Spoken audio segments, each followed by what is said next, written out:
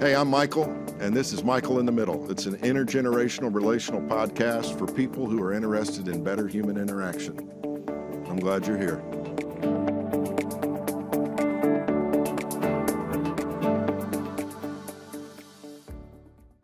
I am so excited about this. That is Wes and Andrea Hampton, and they're on Michael in the Middle. It's so good to see you guys. Too. We're technically not. She's in the middle, technically. Yeah. To be precise, yes. Sorry, that's important. But that that works too, because you have just recently moved here. We're sitting at a table that, along with a lot of other furniture, got moved up from Birmingham, Alabama, and so I am thinking about how we came to know each other. And Birmingham played prominently in that because that's where you came to Trevecca from, and I was working there at the time. And then Wes came along a couple of years later from West Tennessee. Up Brownsville. That's good. Good job. Is that right? Exit 56 on I-40.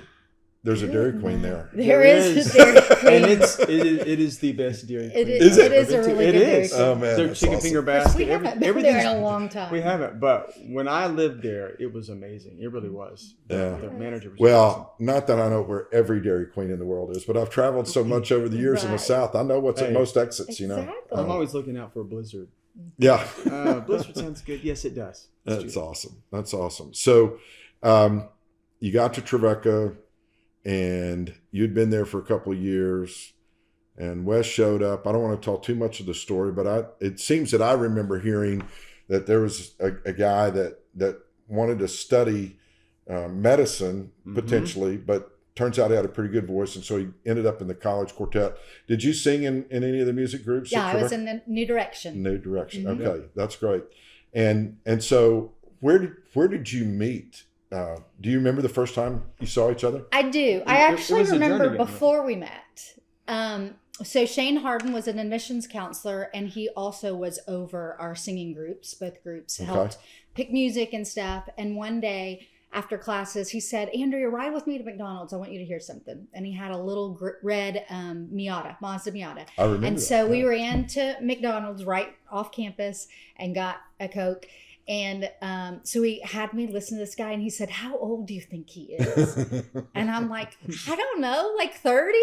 And he's like, "No, he was 15 when he recorded this, and I think he's coming. He was looking at Stanford, but I think he's coming. And wouldn't he be great on PR, on public relations groups?" And I was just like, "Absolutely." Well, I hadn't seen a picture or anything. I just heard a really cool voice. So that was the end of my sophomore year. And so we were already talking about him as my junior year started, and I wanted to do New Direction again. And I guess, I don't even know that we were looking at him for New Direction. It was just like, he loves Southern gospel music. He loves quartet. He'd be great with troubadours. And so we met at some of the back to school bash stuff before classes even started. Yeah. And you haven't asked this, but I'll tell you about our first date. Yeah. So we're talking, and Josh Pence was another of the guys that we knew sang and had a great voice, and we wanted him to try out for PR. And so we're all in this group on the steps of Jernigan talking. And I say something about Vocal Band, because I grew up listening to Vocal Band, loved them, and I knew that he liked them. And I said, "There's a concert. They're taping for a video. It was going to be Joy to the World Christmas Homecoming at Christ Church." And I said, "Would you want to go to it?" Well, his eyes lit up, and I was just like, "Yes, I did it." And so I called. We had some connections with Gaither, so I called the office and I said, "I need 2 tickets. I want to take this boy that really likes Gaither." And they said, "Is he cute?" And I said, "He's really cute." And they said, "Then we'll put you up front." Oh my God! So we went. We had to wear sweaters, because it was August, but it was supposed to be a Christmas concert. Yeah. So that was our first date, and we went to Taco Bell afterwards. Yeah. You went to a Gaither Vocal Band concert? A video. For your, a video Gaither taping? Homecoming taping. We sat on Gaither Homecoming. Okay. Yeah, so the first or second row. Yeah. And I remember thinking, okay, this girl is my ticket in. No, I didn't think that. No, he did not. We both loved that music. So, and he was a pre-med major, so he had I was totally pre-med. So I was hungry. I said, "Hey, you want to go to Taco Bell?" Well, she loves Taco Bell. Taco Bell's Love like my Taco favorite Bell. fast Still? food. Loves it. Yes. He goes, no, I'm not hungry. Well, it was a first date, and so it's that uncomfortable Yeah. who pays, That's and so it. I just said, no, I'm fine. Okay, I'm still gonna go. So I ate That was so too dumb. much meat Taco Bell. But he's paid for a lot of my Taco Bell since then. So yeah, it's amen. never- Yes, I have. That's So hilarious. that is our first meeting. That is so cool. And then you got married a couple of years later, or Yeah, Yeah. we got married within 2 years. I mean, it was August. We had a long 2 years engagement, later. which I was fine with. I thought, it's just a little more time, just in case. But the goal was to get me graduated. So I finished my Yeah. psychology degree in '98, and that summer we both traveled for our groups, our Trevecca groups, and then got married in August and moved officially to Birmingham. at the same time. fantastic. Yeah, you moved to Birmingham not originally for the music, right? Or were you? No, we moved here.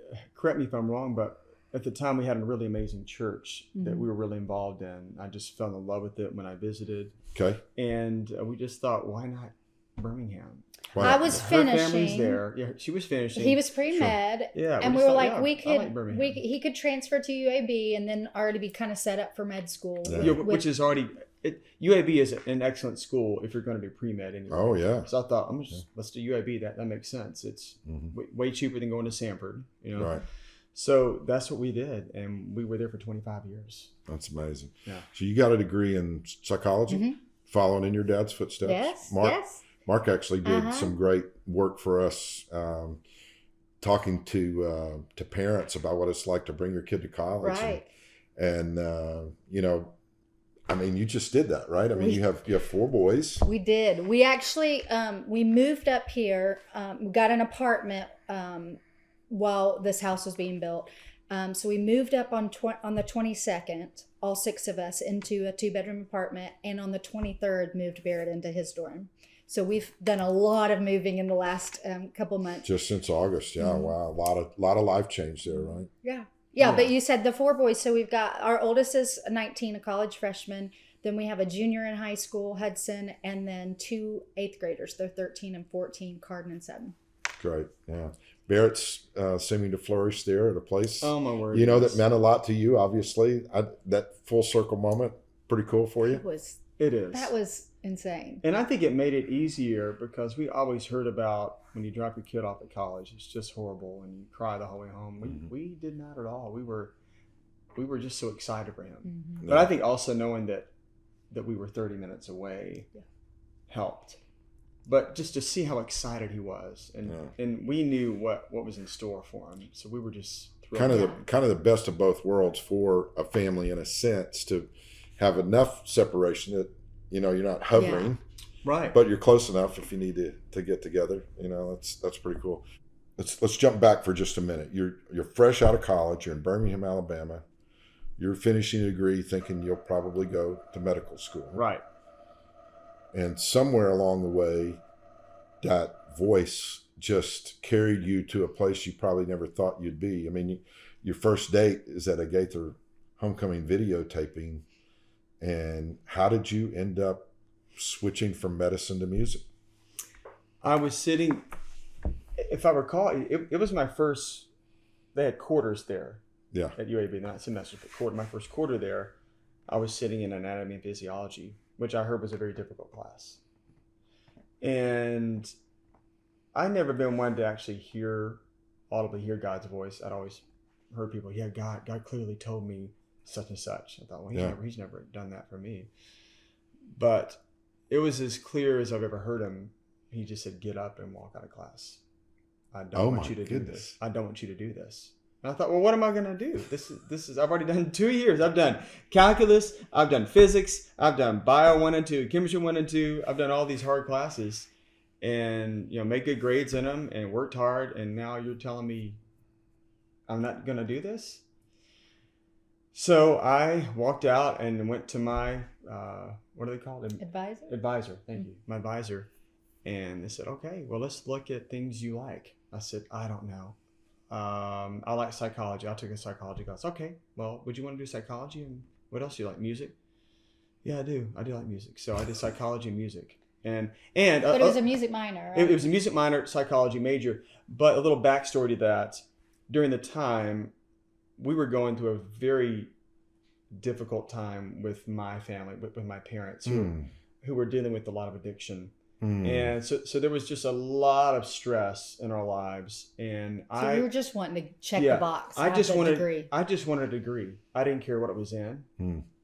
I just wanted to be done with school. I wanted to move on from this chapter in our lives because it was just not fun. It was a year after we were married. It was very stressful. Now, fast forward all these years later, my parents are both in recovery and doing great. And it's wonderful. But at the time, it was just horrible. So it is kind of a joke. Yeah, I just wanted a degree, but I really did. I just wanted a degree. I wanted to be done with school. So that's what I did. And I thought I've made a mistake, because I started interning at church for $50 every two weeks.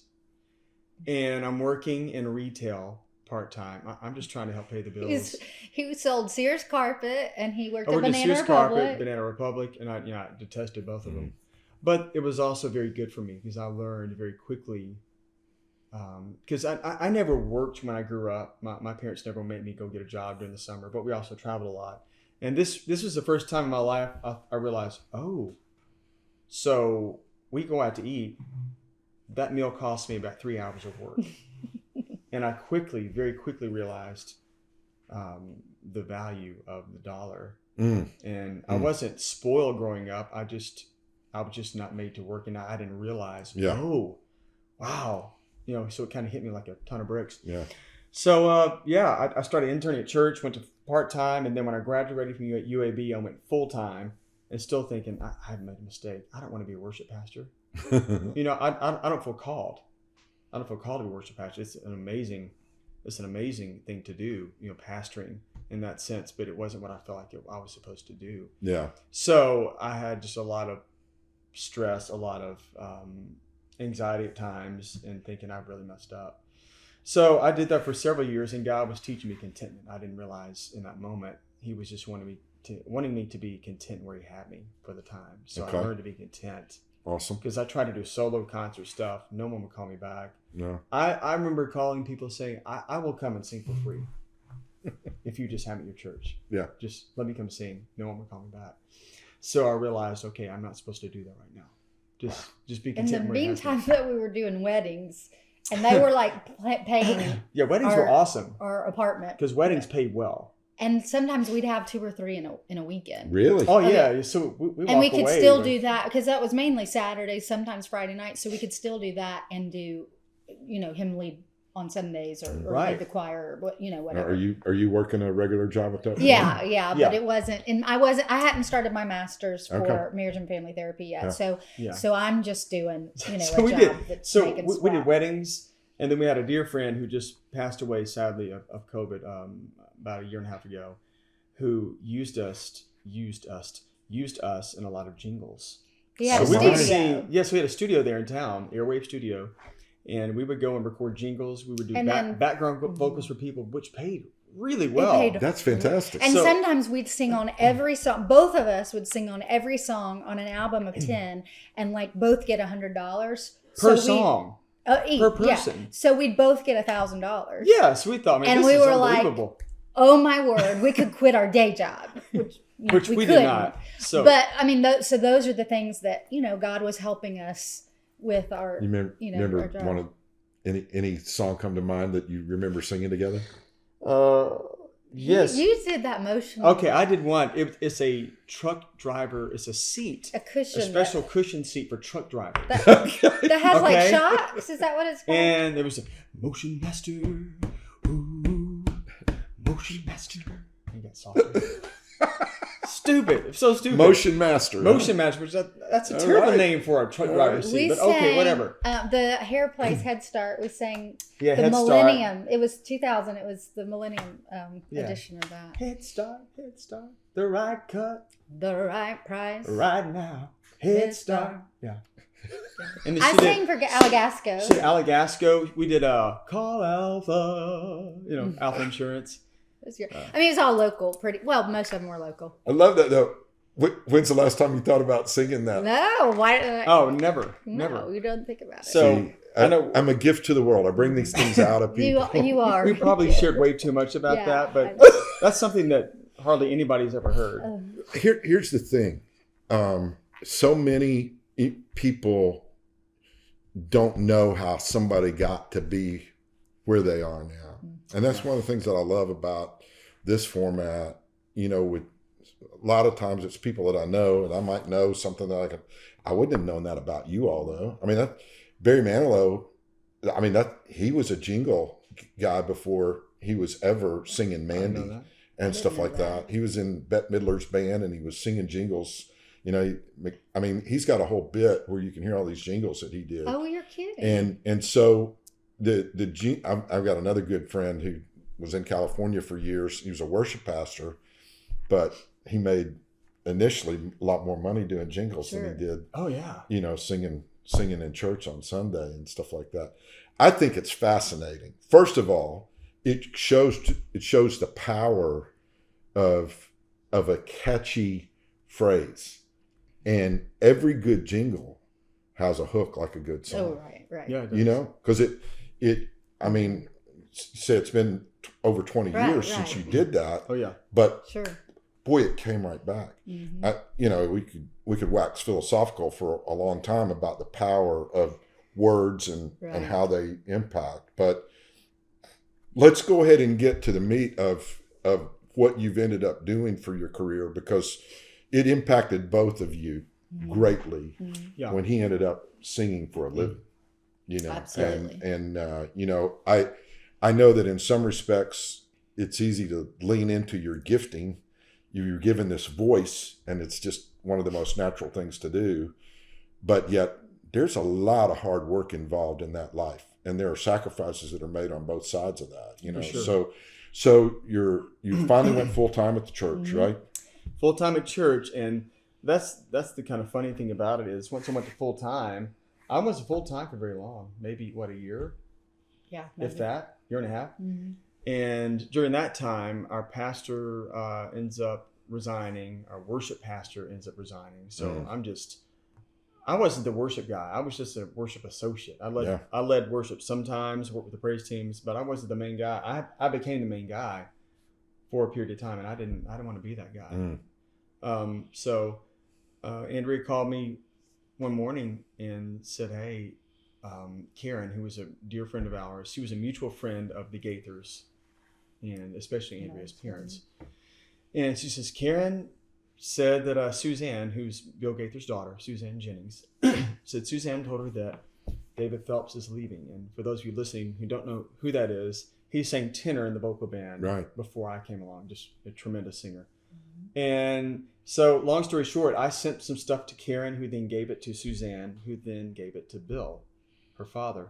And then Guy Penrod called me when we were coming home from singing at a wedding that weekend.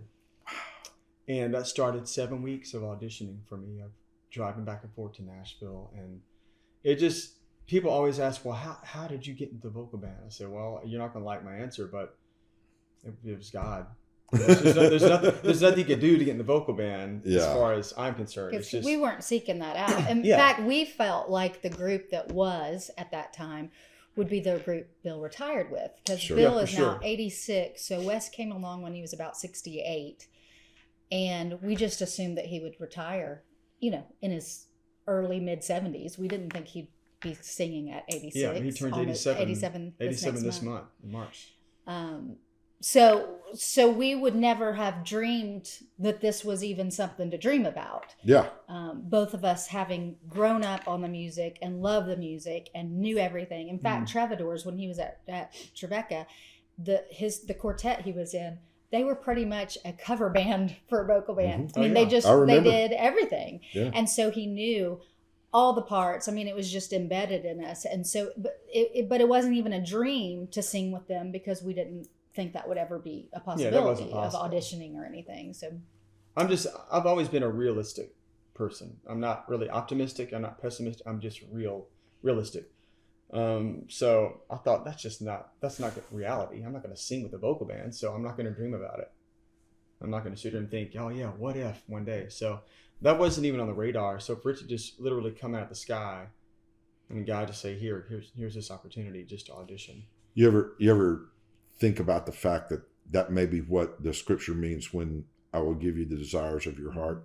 Mm-hmm. It's not so much giving you what you think you want as much as it is God giving you the desires that you should have in your heart for what it ultimately is that you're created to do. He'll fulfill, yeah. That's kind of, yeah. I mean, I don't know where that fits in the theology books, but that's certainly the way it's been for me. Mm-hmm. When you can be headed in a direction and then all of a sudden God speaks to you. Yeah. Get up out of there. This isn't what you're created to do. And that decision made sense. He was smart. He could do it, but it wasn't his passion. And so, I knew I would have enjoyed it. Well, and sure. I think I probably would have been an awesome doctor. Yeah. I think because I love people, and but that's not what I was supposed to do. You've still been able to help.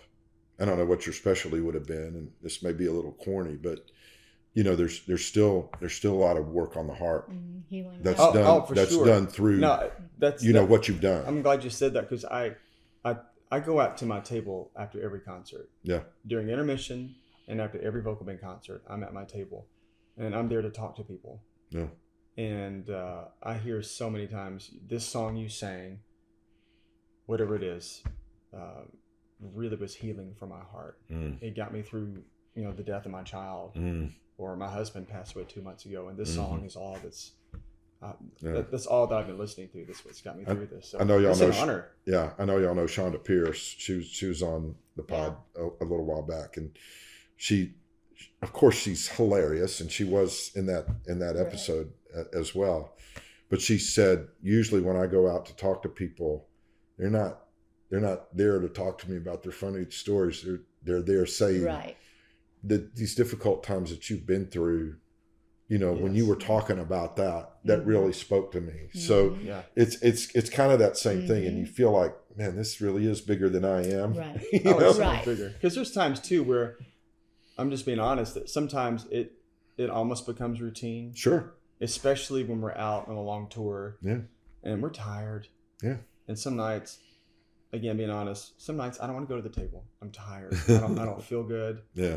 My voice, was just trash. I thought the last thing I need to do is talk to people. But I go out anyway, and I come back to the bus thinking, I'm so glad I did that. And encouraged, Yeah, and encouraged too. Yeah. And I love especially meeting little kids, because I know what it meant to me when I was a kid, getting to meet people like Steve Green and Larnell.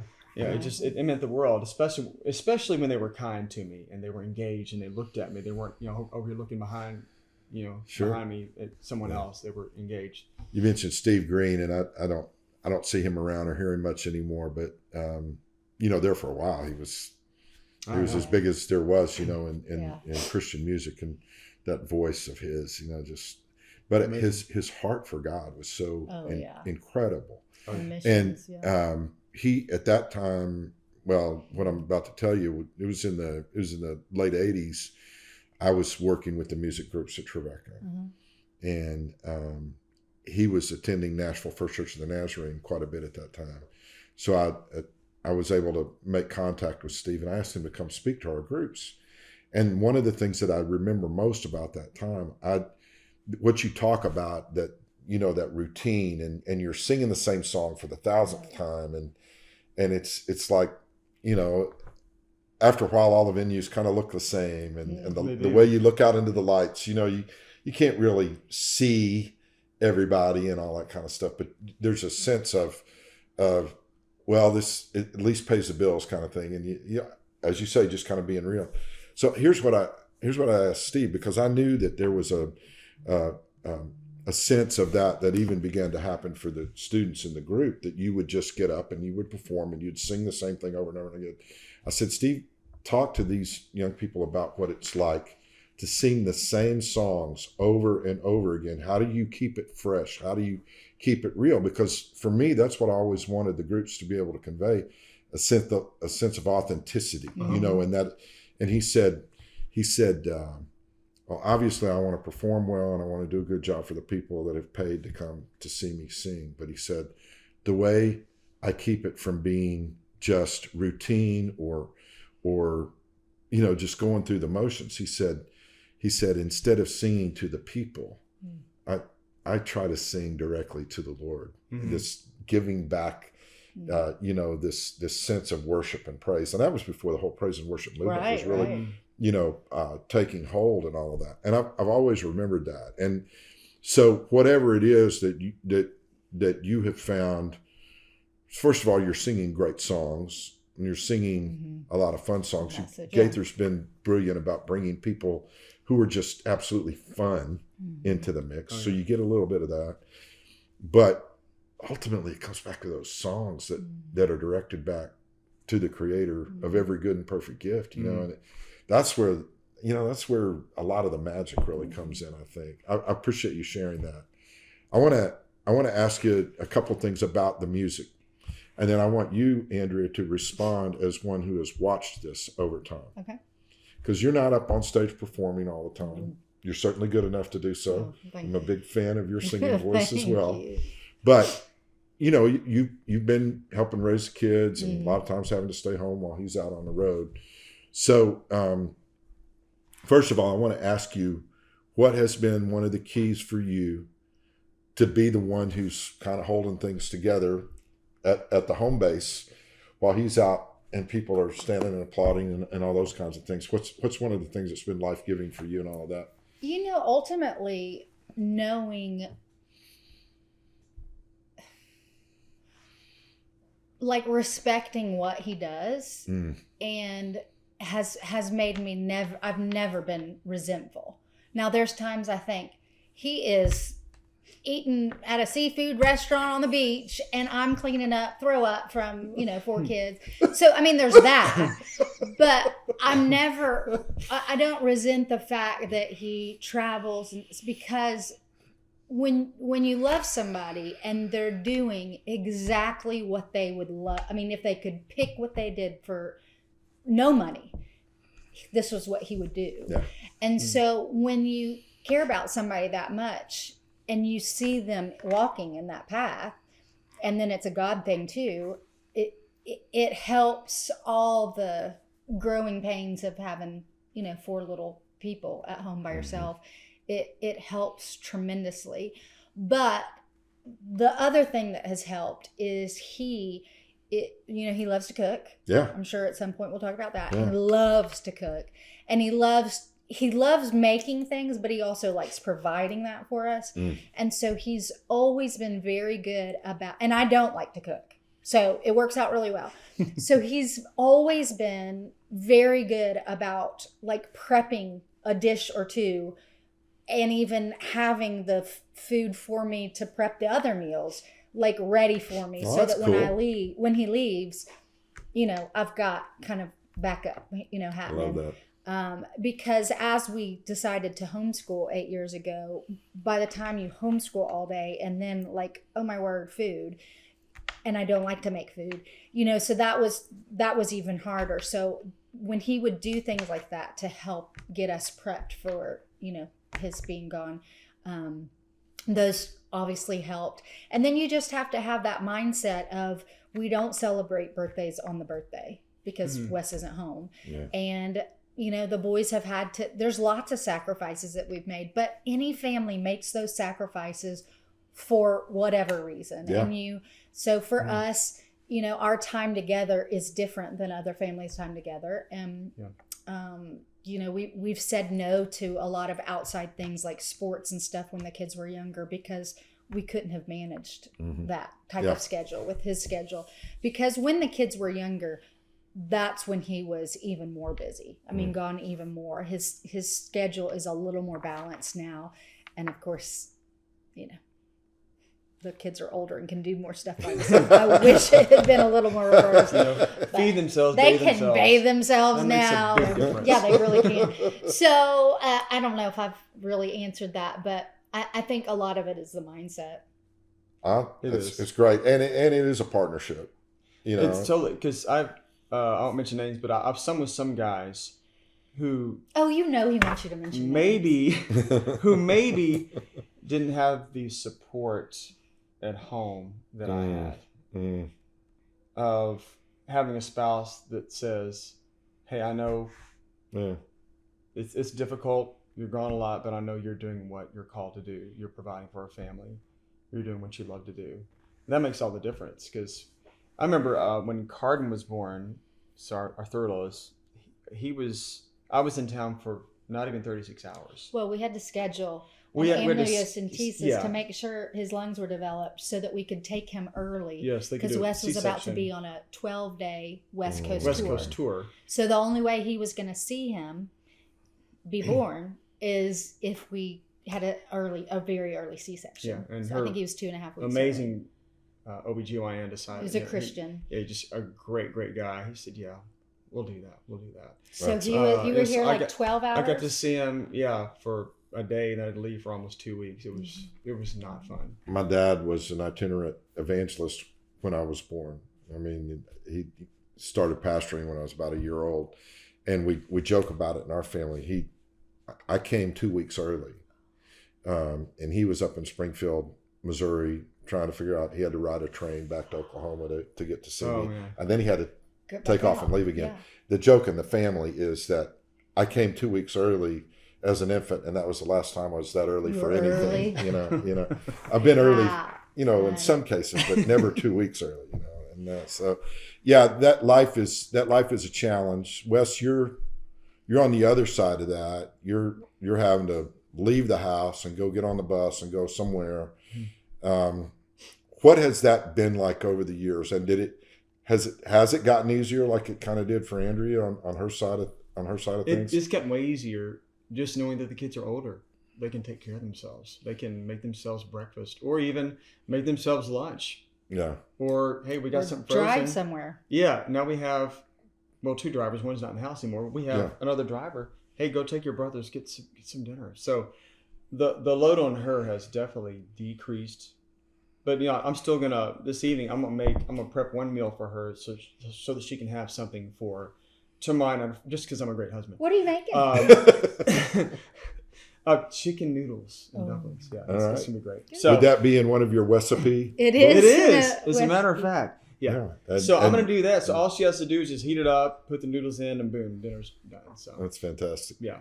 What's the funnest thing about what you do? I love singing harmony. Do you really? I love doing solo things, but there's something special about the group, about the camaraderie of guys that I absolutely love, that are my brothers, and we get to make music together. I love it.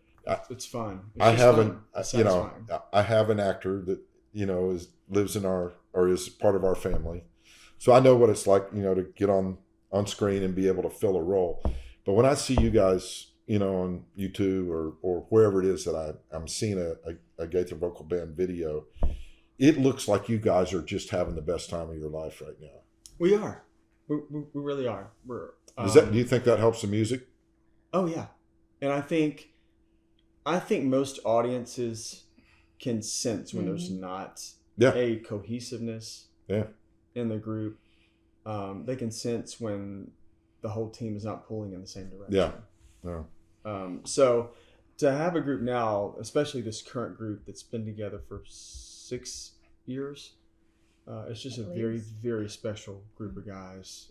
There's no ego that has to be stroked. There's no quote unquote front man. It's just a team. And I think that makes all the difference, because the audience sees that, okay, all these guys just want to win. They don't care who makes the shot. Yeah. They just want to win. And that's what we do every night. We just want to go out there and win. I'm interested musically about, obviously Bill at this stage of the game is mostly singing a bass part or singing in his very unique style, a solo. Yes.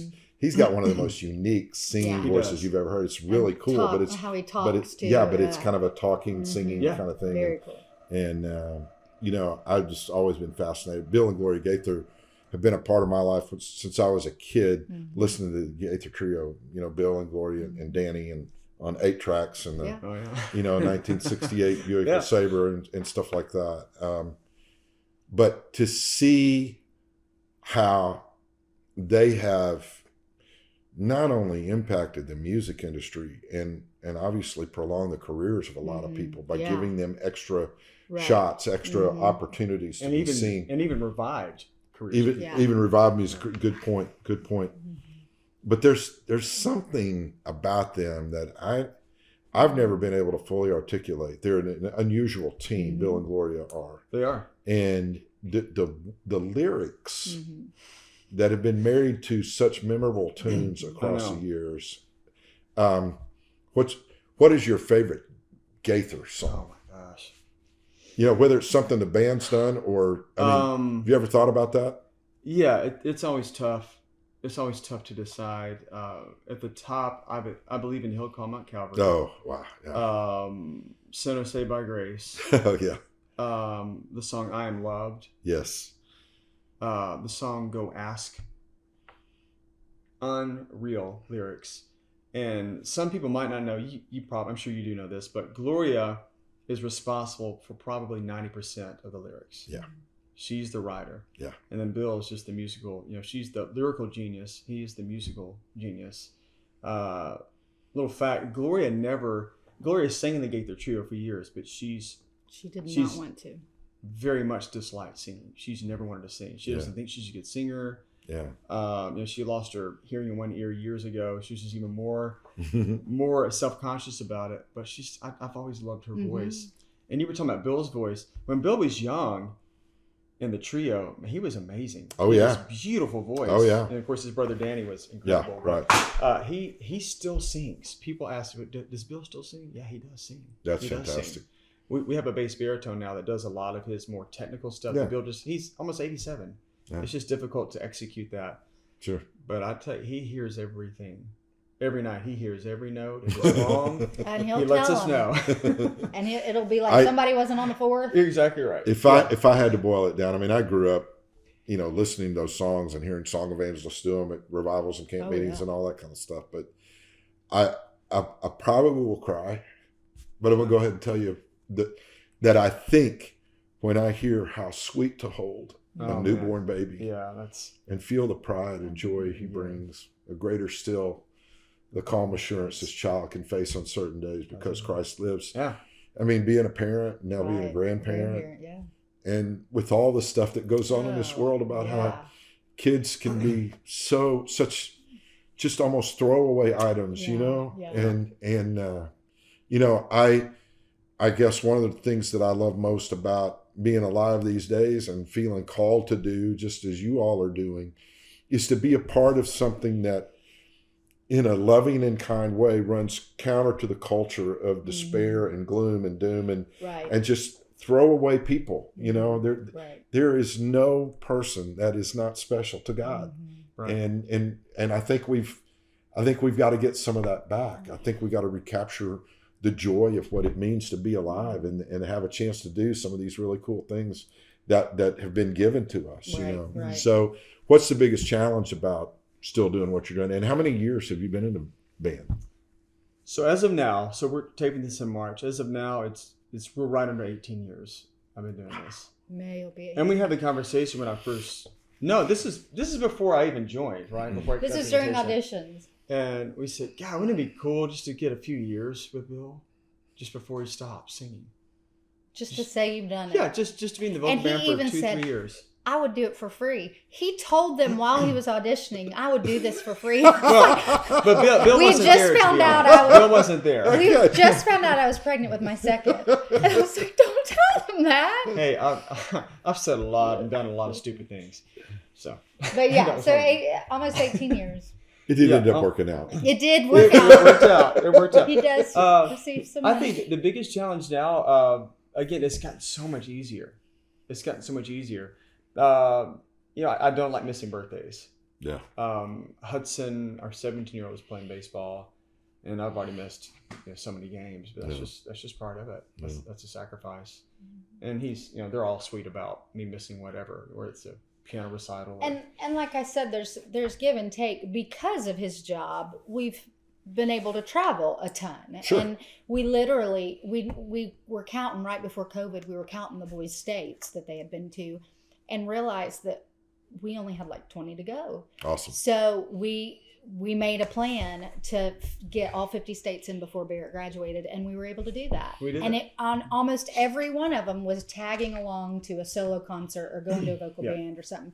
So there's lots of things that, it stinks that he wasn't here for a 16th birthday or whatever. We still plan the party. She's just not here for that day. We still plan the party so that he's here. That's good. But there are so many things that the boys, have gotten to experience because of his job. So, Technology helps too. Yes, things like FaceTime, changed totally the changed. world, for people like you all, especially. For sure. Where you can stay in touch. So you've also done solo projects as well. You've taken people to the Holy Land. You've been able to spin some things off there for yourself, separate from the Gaither Vocal Band. What's giving you some energy there? And is that something that everybody's kind of allowed to do based on? I'm sure that the Gaither schedule takes precedence over anything else you would do, right? So Bill's only rule is vocal band needs to be priority number one. That's his only rule. Well, actually, has two rules. Second rule is current vocal band guys can't do concerts together. We've had so many churches. Hey, can you and Adam come and sing? Oh, okay. No, we can't. Yeah. It's just, it's real confusing for audiences. Sure. They're like, wait, are they breaking off? Are they? Yeah. And in reality, what has happened, a church has said, can you and you come? But so it's just an easier rule, and then there's less talking. I think that makes sense. Yeah, it does. And I think it's totally fair. So Bill allows us to do pretty much anything we want to do.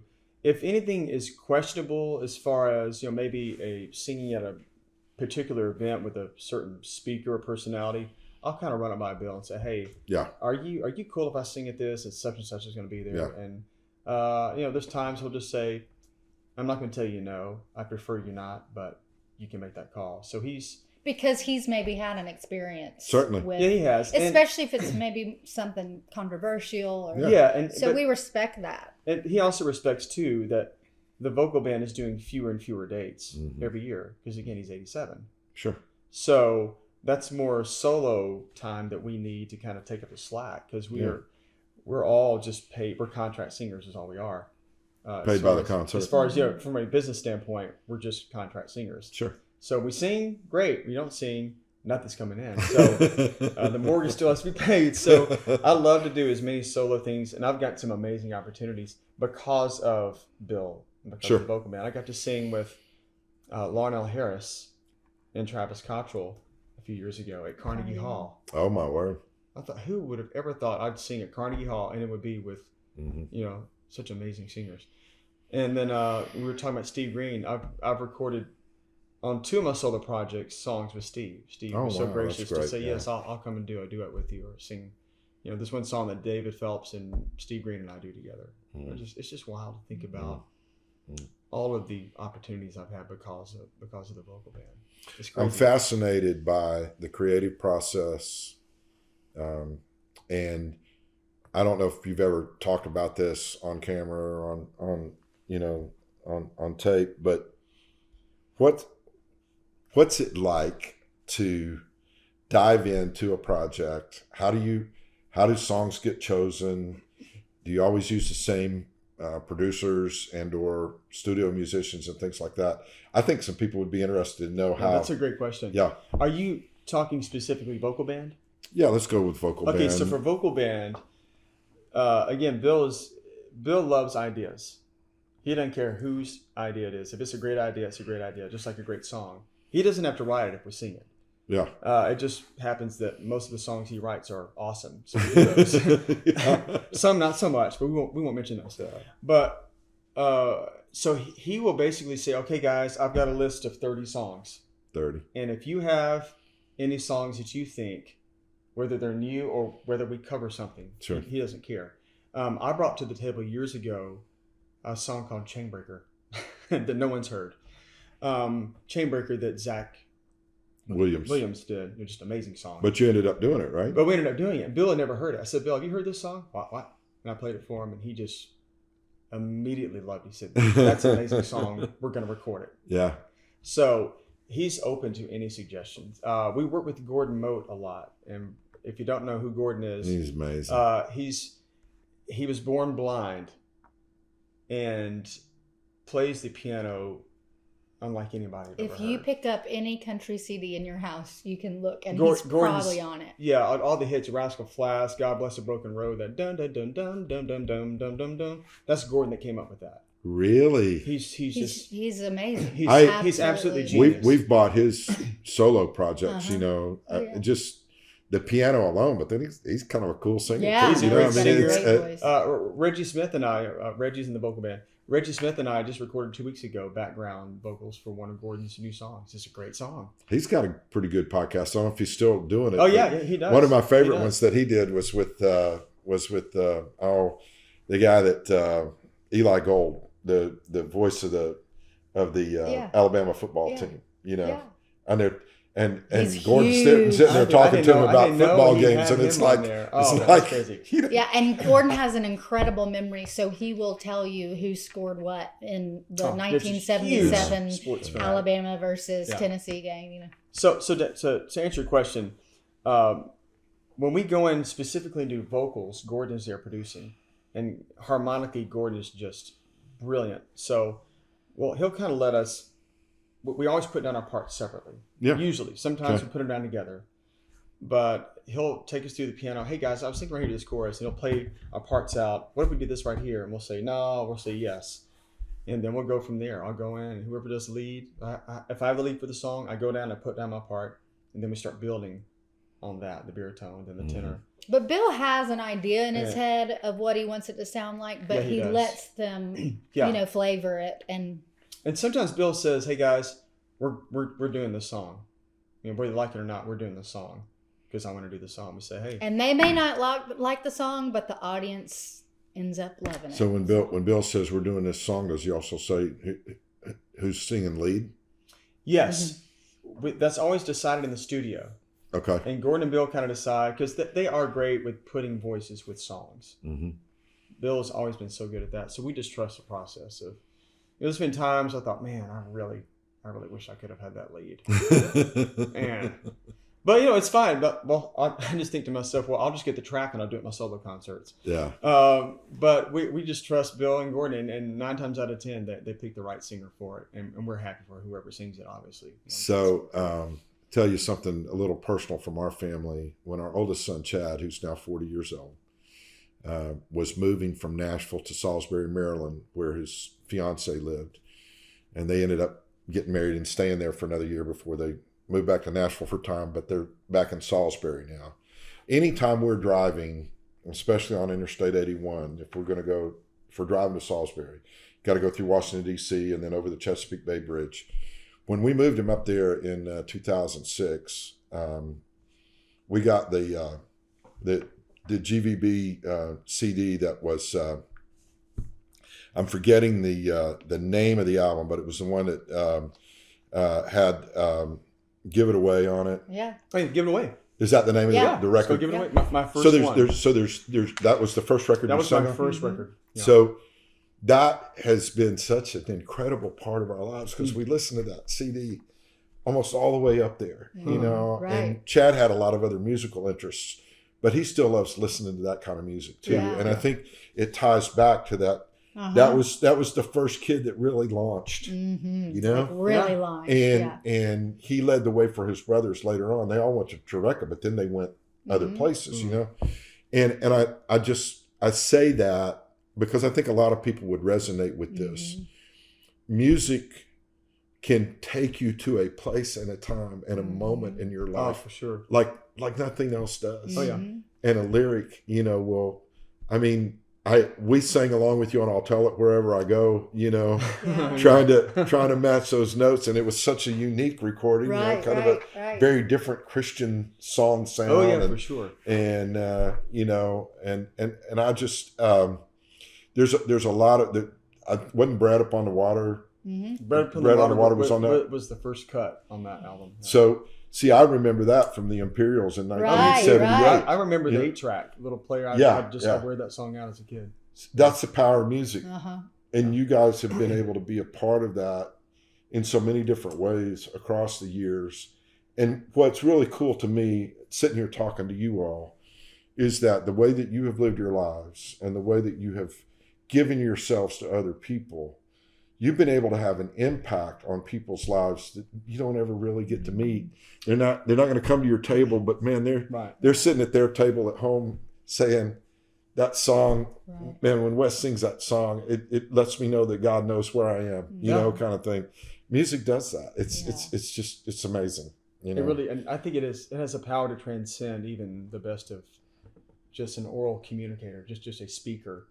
Music there's something supernatural about when you marry a great lyric with a great song, with a great melody. You come up with this amazing song.